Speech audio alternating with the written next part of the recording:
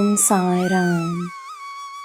ನನ್ನ ಮುದ್ದಿನ ಮಗುವೆ, ನಿನ್ನ ನಿಜವೇನೆಂದು ನೀನು ಅರಿತರೆ ಸಾಕು. ನಿನಗೆ ನೀನೇ ಗುರುವಾಗಬಹುದು. ತನ್ನನ್ನು ಅರಿಯುವ ವ್ಯಕ್ತಿಗೆ ಬೇರೆ ಯಾರೂ ಬೇಕಾಗಿರುವುದಿಲ್ಲ.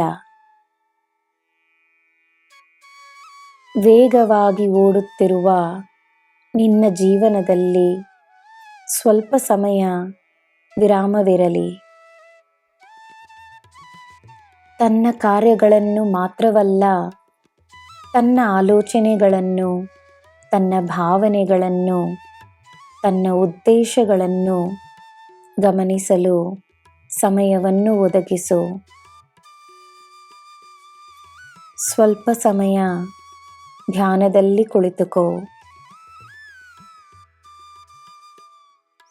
ಬೇರೆಯವರ ಅಭಿಪ್ರಾಯಗಳು, ಅವರ ಪ್ರಶಂಸೆ ಅಥವಾ ವಿಮರ್ಶೆಗಳಲ್ಲ.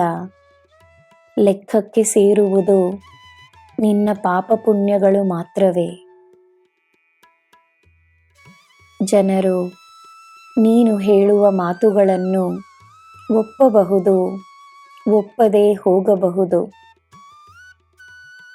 ನೀನು ಮಾಡುವ ಕಾರ್ಯಗಳಿಂದ, ನೀನಾಡುವ ಮಾತುಗಳಿಂದ, ನಿನ್ನ ಆಲೋಚನೆಗಳಿಂದ ಮಾತ್ರವೇ ನಿನ್ನ ಕರ್ಮ ನಿಶ್ಚಿತವಾಗುವುದು.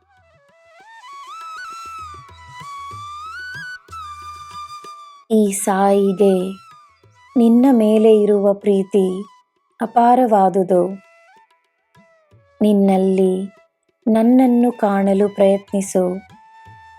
ನಾನು ಸದಾ ನಿನ್ನ ಜೊತೆಯೇ ಇರುವುದನ್ನು ದೃಢವಾಗಿ ನಂಬು.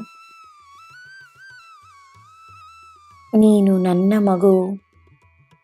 ನನ್ನ ಮೇಲೆ ನಂಬಿಕೆಯನ್ನು ತೋರಿಸು. ತನ್ನ ಮೇಲೆ ಗಮನವನ್ನು ವಹಿಸು. ಎಲ್ಲರಿಗೂ ಒಳ್ಳೆಯದನ್ನು ಮಾಡು. ನನ್ನ ಮಗುವೇ, ನಿನ್ನನ್ನು ನಾನು ಕೈಬಿಡಲು ಸಾಧ್ಯವೇ? ನೀನು ನನ್ನ ಮುದ್ದು ಮಗು. ನೀನು ನನ್ನ ಎಲ್ಲ. ನಿನಗೋಸ್ಕರವೇ ನಾನು ಸದಾ ಇರುತ್ತೇನೆ. ನಿನ್ನಲ್ಲಿಯೇ ಇದ್ದೇನೆ. ಅಕ್ಕಪಕ್ಕ ಇರುವವರು ಏನು ಹೇಳುತ್ತಾರೋ ಎನ್ನುವುದು ಮುಖ್ಯವೇ ಅಲ್ಲ. ನೀನು ಯಾರೆಂಬುದೇ ಮುಖ್ಯ.